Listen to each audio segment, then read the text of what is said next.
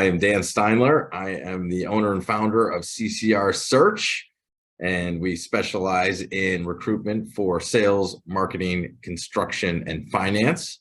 I am honored and privileged to have Ryan Young with me today. He is the owner and founder of Acliviti. Ryan is a graduate of Miami University.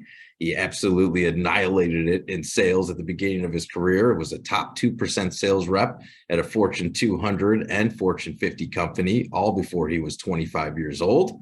He helped create the 10th fastest growing company in Chicago before he was 30. And he helped build the largest cloud distributor in the early days of cloud. In 2014, Ryan founded Acliviti to be a trusted advisor for enterprise clients migrating to cloud, which he has been honored as an Inc. 5000 fastest growing company in the country, not only most recently in 2021, but also in 2020 and 2019. Ryan, great to have you. Thank you for taking the time. I will pass to you, sir, to add any parts that I may have missed. No, Dan, you're always great to talk to. You know, I've got a ton of respect for you, and we had a chance to work together in the past, and just always happy to help you do whatever you're doing. So, well, thank you. It's really wonderful to have you, and I'm really glad to have you as a guest. A lot of my past guests have come from large organizations, right? And I sort of like to think of it, you know, as, hey, if you're working for a 3,000 person organization and you're a bit of a, I don't want to say cog in the wheel, you can miss on hiring, right? You can come up a little bit short and you're covered by the other large enterprise division. You know, when you're a founder of a company like we are, you know, it is very hard to select the wrong talent. So it is imperative that you find the right people for your roles, and how do you go about spotting them right off the bat to make sure that they're going to be a fit for Acliviti? Yeah, there's a saying we have in the business that comes from something called EOS, Entrepreneurial Operating System, which is a kind of a way to run a small business, that says, first, make sure you have really clear accountabilities of the seat, and then find the right person. And so that sounds a little process oriented, but at a small business, you have to be real clear on what those accountabilities are. What are the skills that that person needs to have to be effective? Because to your point, especially when looking for sales roles that might come from large corporate, they don't have the mothership around them when they're a smaller business. You need to know that they can be independent in the role and handle those things. That's kind of a responsibility of leadership first, to make sure that we're setting really clear expectations of what someone can do in a job.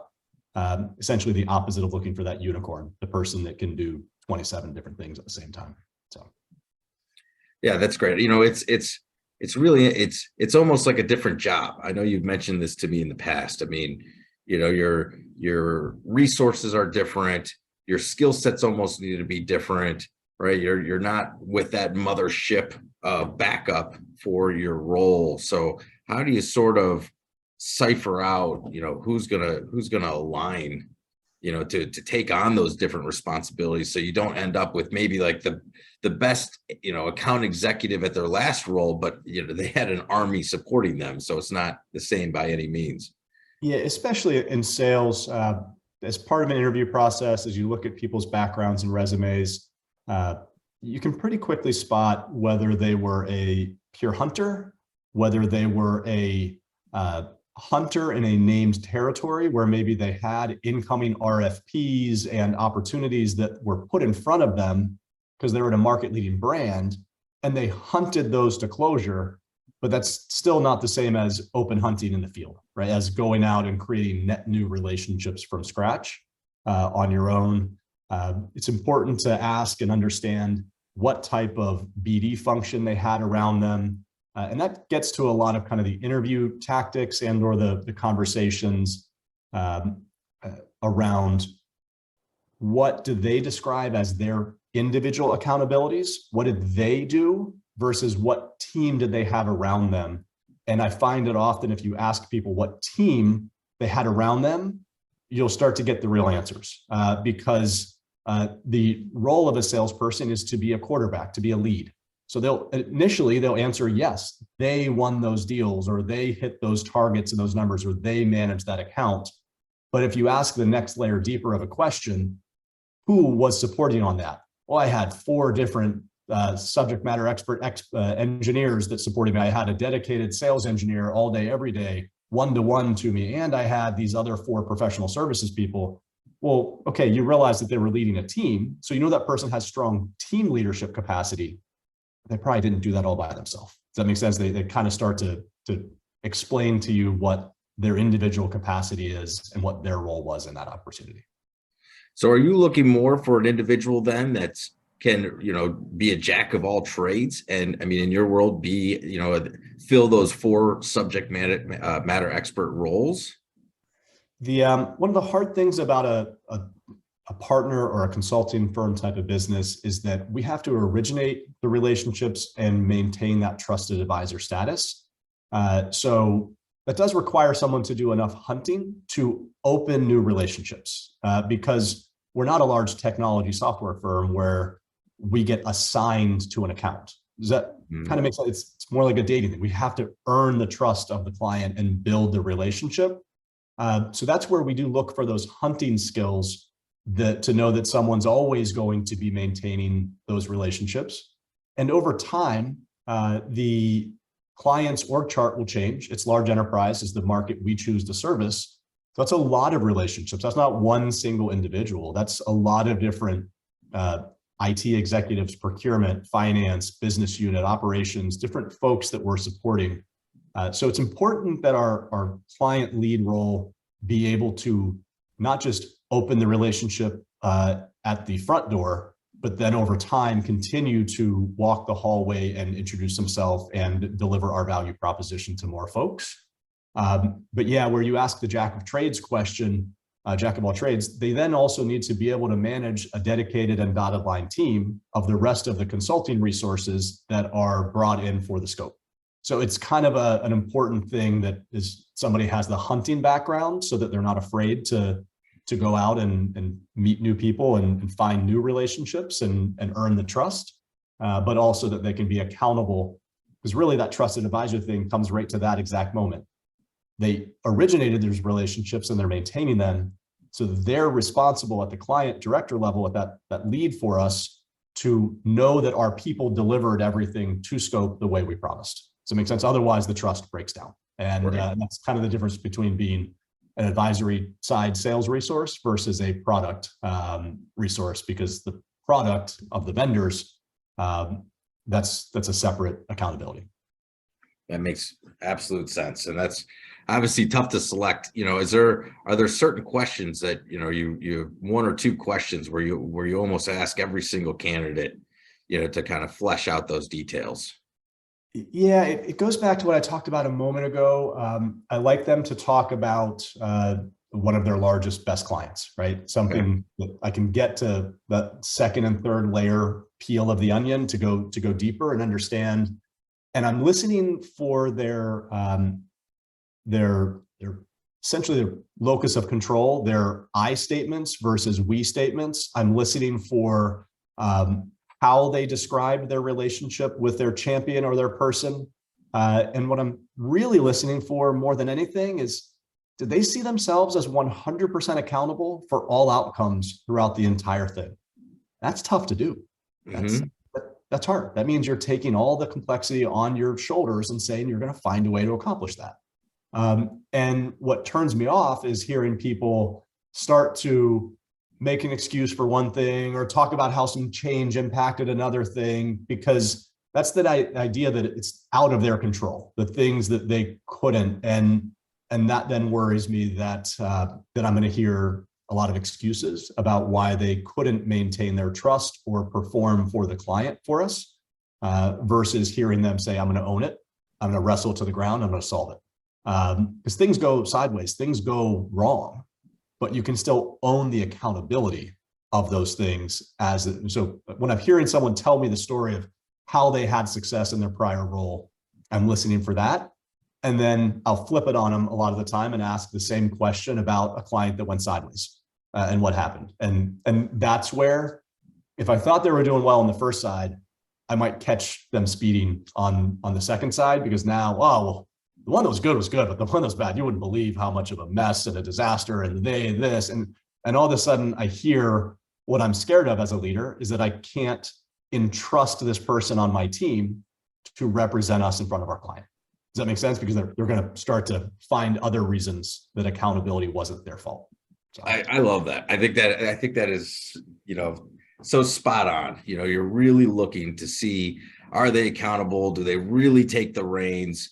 If you're a ship captain, you can't control the ocean by any means, and you have to figure it out when you're in the middle of the ocean, and you're really looking to break down in your questions, and it's interesting because, you're sort of looking for that even on the front end before you get to like, hey, and you sort of tee them up, give me a time where something went sideways. Okay. So they know like, all right, I need to be accountable. But even when it's like, hey, tell me about one of your deals and how that went, like, are they taking that accountability even in that? Do they take ownership pretty much as an entrepreneur or self-starter really across the board? And I think that's a great way to kind of see, if their skill sets will align and if they can fit into more of a startup environment and be successful. Well, and the irony is that a lot of people assume that selling is all about entertainment and dinners. And Dan, I know you've got a deep background in sales. It's hard work. It is solving confusing chaos problems when they pop up that you didn't expect, and you have to just take it. So the irony is that people think a lot of the time that you want the seller to be this alpha quarterback bravado person that talks this big game. It's not actually what usually works, because big egos don't like to be told they're wrong, right? Don't like to admit failure or anything.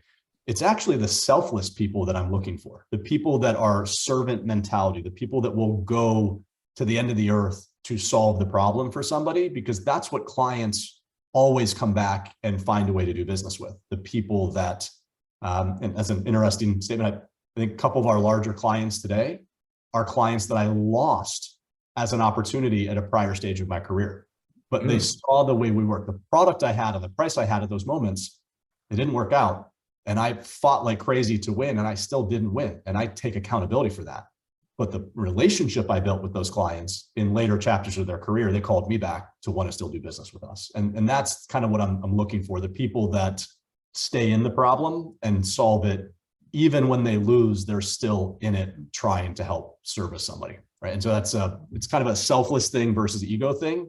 And a selfless person can be accountable, but not have to take all the credit. So that's great. I look at it like there's pre-COVID sales and then there's post-COVID sales. And pre-COVID, where you're in front of the client all the time, like the extroverts were kind of winning in the pre-COVID. And these days where we're all on these Zooms and a lot of sales is more process and less bravado, I'm seeing, the introverts kind of win the battle and be the top players in sales these days. And I'm curious, there's, 10 years ago, it was like hire the captain of the football team. They're going to be great. They're competitive. They know how to take a loss. They know how to fight through it. They know how to manage the team, and then these days, I've had some past people I've had on the podcast tell me, I look for somebody with a theater background or somebody that accelerated in music. Are there any people that somewhat are out of the norm for you that you kind of target or kind of light you up and excite you as you interview them? Yeah, no, I love that your analogy went there, because it triggers something. One of my favorite salespeople is somebody that I didn't expect to be an amazing salesperson, but as I interviewed him and as I saw him, he has a deep musician background.